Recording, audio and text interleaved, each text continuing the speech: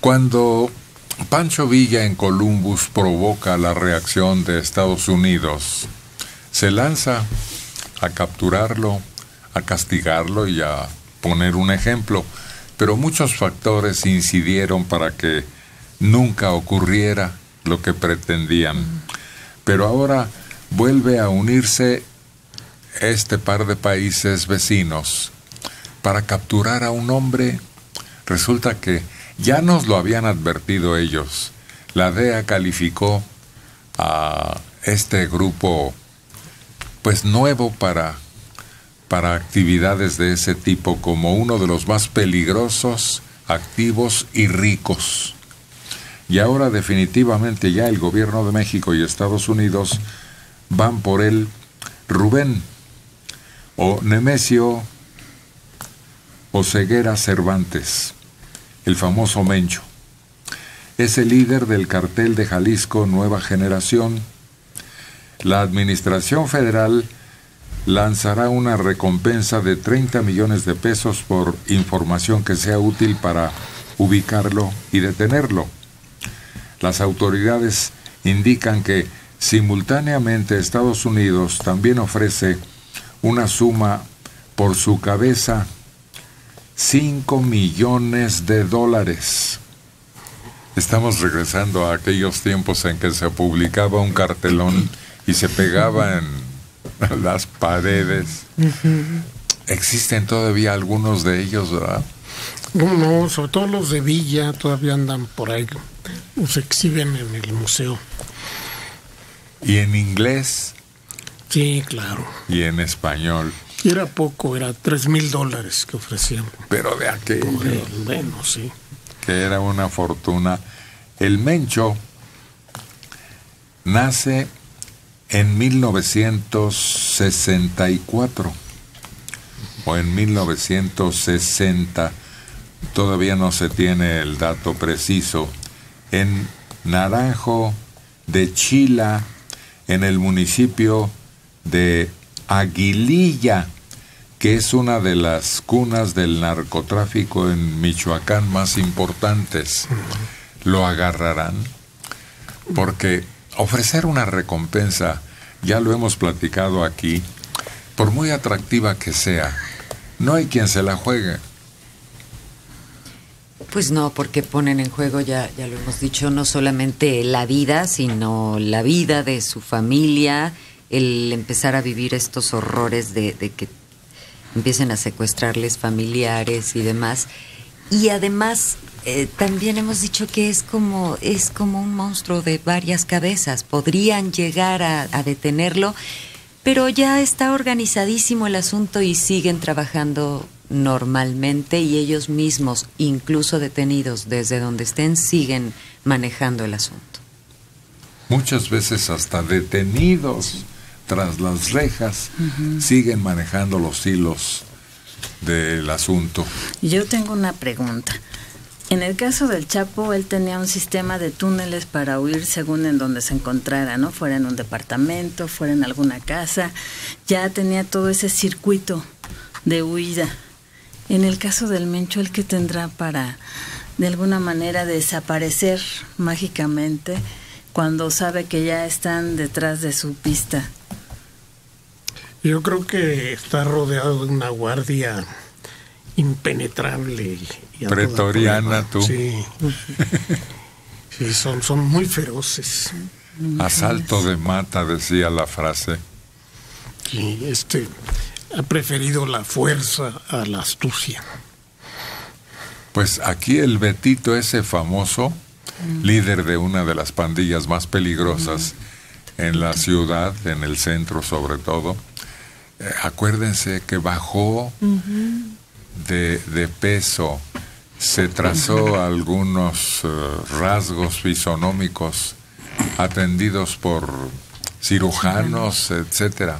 Se implantó cabello y barba, se quitó la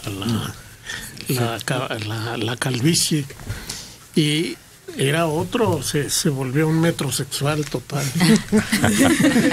Lo que lo perdió es que no dejaba el lujo, la ostentación. Andaba en un coche llamativo, deportivo, ¿no? Y él, impecable. Dijo cuando lo capturaron: ¿cómo me reconocieron? Fue su primera pregunta, pero ¿se asustó más él? Se juntaban en coches de lujo en Polanco, pero destacaban en Polanco. No eran gente que perteneciera a Polanco. ¿Por qué? Por cómo se comportaban, porque exhibían armas, porque no se vestían como la gente que anda en Polanco, y sobre todo hacían viajes frecuentes de Polanco a Tepito. Entonces yo no me creo mucho que el Moncho esté escondido debajo de la tierra en un hoyo. No, habría que tomar. Hay un libro que acaba de salir que dice: en México no hay carteles. Es muy interesante. Échenle un ojo, y donde dice: no es cierto que los carteles son organizaciones secretas que vivan en el inframundo. No, están con la autoridad coludidos. Y les permiten el tránsito diario, saben dónde viven, dónde se desarrollan, dónde comen. Pero no los quieren atrapar. Incluso les dan pitazos. Claro. Que es lo que designa a que le informen oportunamente para que pueda escurrirse. Antes de que el Chapo estuviera en esa vida de túneles y lo que sea, él vivía tranquilamente y se desplazaba y tenía casas y se juntaba en el cerro con amigos y agarraba el helicóptero y su cuatrimoto para moverse de un lugar a otro. No es cierto. Acaban de agarrar a otro, pero pues lo que decía nuestra amiga Madera, de buena madera, los agarran y las cosas no cambian. Este es Julio César Olivas Torres. Julio César Olivas Torres es más conocido como el Sixto o el Sexto, líder de la organización delictiva La Línea. Fue detenido ayer por elementos de las fuerzas federales en Ciudad Juárez, Chihuahua. Este estaba considerado el principal generador de violencia en esa entidad, Chihuahua. Era uno de los objetivos prioritarios en la estrategia de seguridad del gobierno federal. Con su captura suman 110 de los 122 objetivos que han sido detenidos o abatidos durante el sexenio de Enrique Peña Nieto.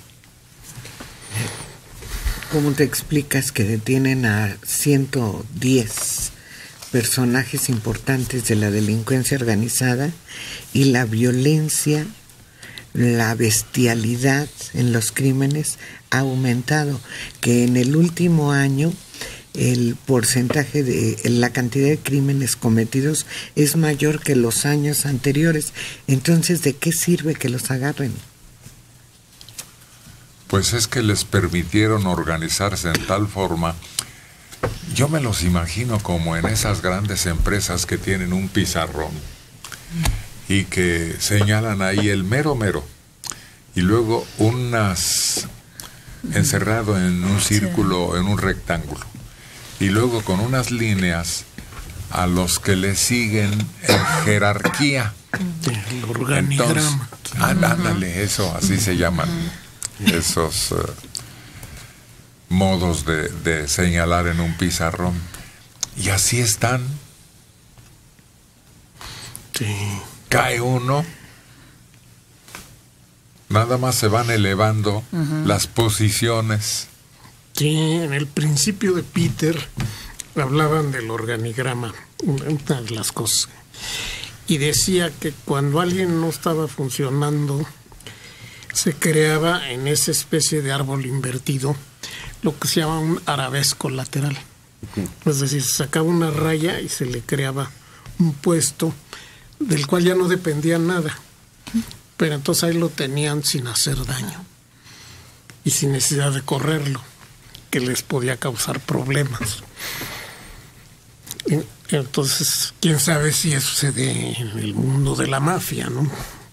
Yo creo que ahí el que no rinde se muere.